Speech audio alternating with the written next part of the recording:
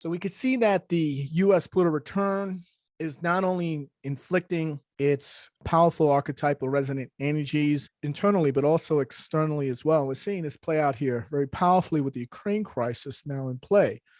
So Ukraine is a developing country, which is ranked 74th in the Human Development Index. So it's a very poor country in Europe, along with Moldova. It suffers a very high poverty rate as well as severe corruption. What we see here now playing itself out, when we look at the black box, see the black box is going from a very positive state in January into a very negative stress state, especially in April, all the way throughout into the summer. So that's very interesting. When we look at this, we could see the correlation here as the Donbass War of 2022 with the Barbault Planetary Cyclic Index, which what we covered earlier. We could see here that as the Crimea crisis occurred at the beginning of the Ukraine crisis, when Russia annexed Crimea, right? That in 2014 I correlate to top, and now we're seeing this Donbass, where we're seeing occupied by pro-Russian rebels since 2014, and it's all coming to a head as we reach this trough in the Planetary Cyclic Index. So what we're looking at here is also an expression of that Pluto return, because if you take the US Pluto return, the astrocartography in local space, you could see that it goes right, very close to Kiev, right through Donbass, right through Crimea. So that Pluto return, just taking that Pluto line, crossing right over. So that's one of the reasons in astrology, I'm not playing this down, saying it's not going to happen. Everything is fine. Putin is doing a head fake here. A lot of this has to do with the fact that there's been NATO expansion occurring, right? We've seen 14 new NATO members since Germany's reunification and the end of the Cold War in 1991. So we're seeing that NATO is expanding and moving further and further closer to Russia, right? Incorporating Poland, Hungary, Czechoslovakia, Bulgaria, Estonia, Latvia, Lithuania, Romania, Slovakia, Slovenia, Croatia, Montenegro, North Macedonia. They've all become members. We have aspiring members. Ukraine is now an aspiring member to join NATO, and Sweden and Finland are also planning to join as well. We just got word that they're planning to join and become this huge military bloc, right? That to prevent Russian incursion inside of Europe. So we're basically seeing now that, for example, NATO's within striking distance of St. Petersburg.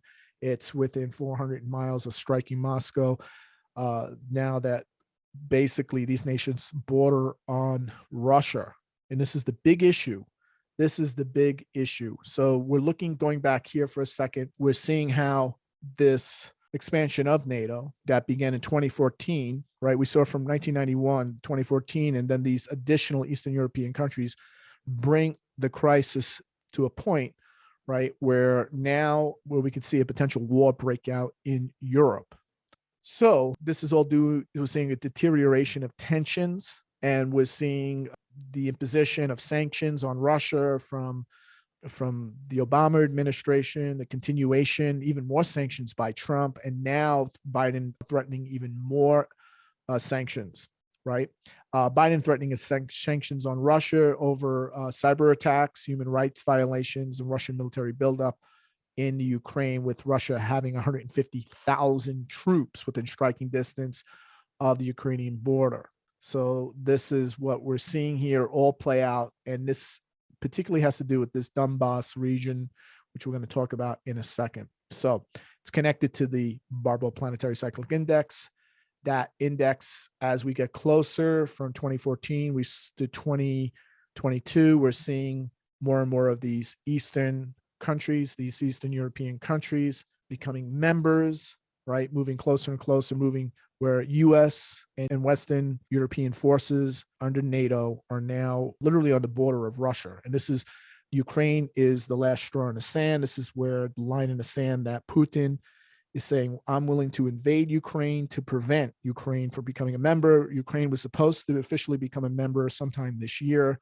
They applied for it. And here's the problem. The rest of the country is looking at Biden saying, who is Russia to tell anyone, any one of us or Ukraine who can become a member or not, right? Who's really in control of Europe, right? So if America says, well, yeah, Ukraine was doing the right thing. They were applying, they were in compliance, they were doing all the right things. There's a whole process to become part of NATO, and they were doing that. And all of a sudden, Putin says, no, you can't do that. That's it. We'll invade. We're going to force this issue. And the United States starts backing off. What happens? Who's the real superpower here? That is the big issue. This is the Thucydides trap, which we're going to talk about in a moment next. So Russia invaded Georgia in 2008, and then Ukraine and Crimea in 2014. It's mass troops near Ukraine's border in what is suspected to be a preparation for a full-scale invasion. Those interventions offer clues about what President Putin may be thinking amid another buildup near Ukraine, and Russian military actions would likely be successful, but conditions now mean it would have high military and political costs due to the economic sanctions and other geopolitical ramifications that would follow. So this is the area in contention in particular, right? And this is the percentage of population identified as Russian. They speak Russian, they identify themselves as Russian, even though they live within Ukraine. And this is the area. These are the areas, right? So if Russia were to invade, these are the areas where it would likely, in an invasion, consider overtaking and reabsorbing them back into the Russian Empire. Ukraine demographics and politics, you can see the same thing, right? During the 2010 Ukrainian presidential election, most people in Donbass voted for Viktor Yanukovych, who was removed from office in 2014, and Ukrainian revolution, and currently lives in exile in Russia. So the Russian president, right, the one they voted for, he's now in exile. He's in Russia.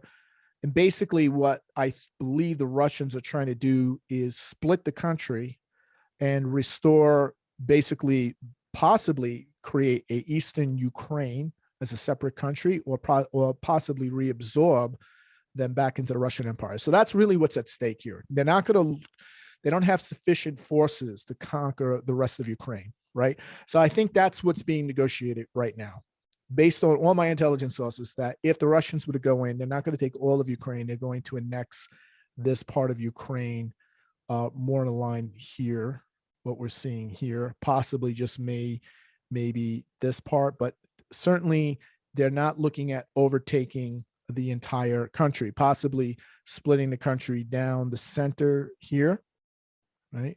So we could see that type of scenario, and then listing that occupied area as separate independent republics. If we take the Pluto line again from the U.S. Pluto return, we see, wow, it's going right through this area, right? Right through this area. So it's not too far off. So the astrology is shouting very loudly. This is something we need to be paying attention to. So a focus attack in East Ukraine is seen as the most likely form of Russian action. And here's the thing. U.S. military observers and experts believe the Kremlin is more likely to launch a more focused attack in the East and the Donbass region, where a war between the Ukrainian army and the Moscow armed separatists has gone on for nearly 8 years, with 14,000 people killed.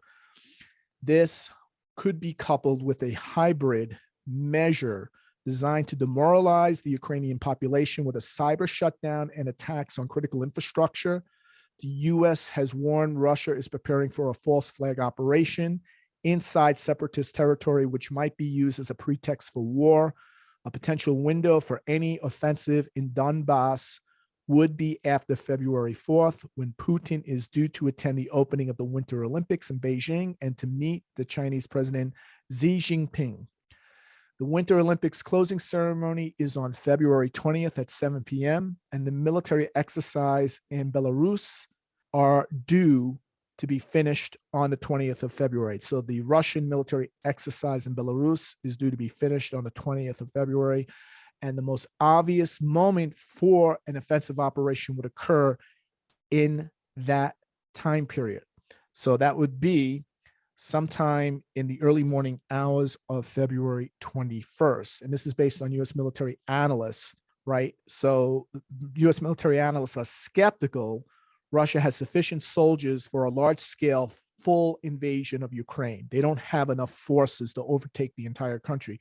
So they believe a low intensity conflict is more probable, likely that they have enough forces to basically conquer this part of Ukraine, right? If you take the Dnieper River, right? If we go back here to the Dnieper River, right here, right? They could split the country in, right? This is like Western Ukraine, everything west of the river, they would take Eastern Ukraine. I mean, these are the scenarios. This is not exactly astrology, but what the astrology is shouting here with the Pluto return is that when we go into this Pluto return, this is all going to get activated, folks, right? This is all going to get activated. So that's important to remember. So we're talking about a scenario. We don't know for sure if they're going to pull that trigger, but the astrology is showing right here. Look at the fact that during the time of the Pluto return, we had that geocentric Saturn South node conjunct Pluto at the time of February 21st, which would be the exact time, because the Russians need to act very quickly. Their window of moving into Ukraine, Eastern Ukraine, when it's at the height of winter, which would be the most opportune time, according to U.S. military and naval analysts, would be in late February, early March. So this is the window. And in 2014, by the way, they invaded Crimea within hours after the closing games of the Olympics in 2014. So keep that in mind. All right. So what happens next in Ukraine could change Europe forever, because the U.S. Pluto return for the line implies the scale of what's happening is much bigger than what you're hearing on CNN. So the fact that the U.S. Pluto line is running through Kaliningrad here, which is part of Russia. This is part of Russia, by the way, this part here, part of Russia. It's running from Kaliningrad through Crimea, right? Through Crimea. You also have the Uranus line moving through that area as well. So this Pluto-Uranus line, this is based on the Pluto return over this area, indicates that we no longer live in the old liberal Pax Americana world order where the rules will be enforced, right? The violators will be punished, the bad guys will be vanquished, right? We are transitioning to a new order where power will be rebalanced with power. So we are transitioning to a new order where power must be rebalanced with power. So the issue now is the United States has to reflect on whether it can afford to reduce its military presence in Europe now before it can offer a proper counter. Like, in other words, can they move the forces out of Europe and redirect them to Asia, right? Where the real threat, the real existential threat is not Russia. The real existential threat is China, but they have a problem now in Russia. And here's the issue. The European forces by themselves are not strong enough to even, they're not strong enough to secure themselves against Russia. And so that is the other issue. So, right, the United States needs to find a proper counterweight to Russia, right? And the problem is Brussels, the European Union, or the European Union developing a united European military, right, to be separate from the US. This is going to be what really changes the European order forever. So this is a bigger crisis, not just, oh, they're going to invade Donbass and it's over with. Go back to watching Netflix, go to, get your fix on your Starbucks coffee or whatever it is that like gets you through your 12-hour grind through the day. That that type of thing is all ending now. There's going to be a lot of uncertainty, upheaval here.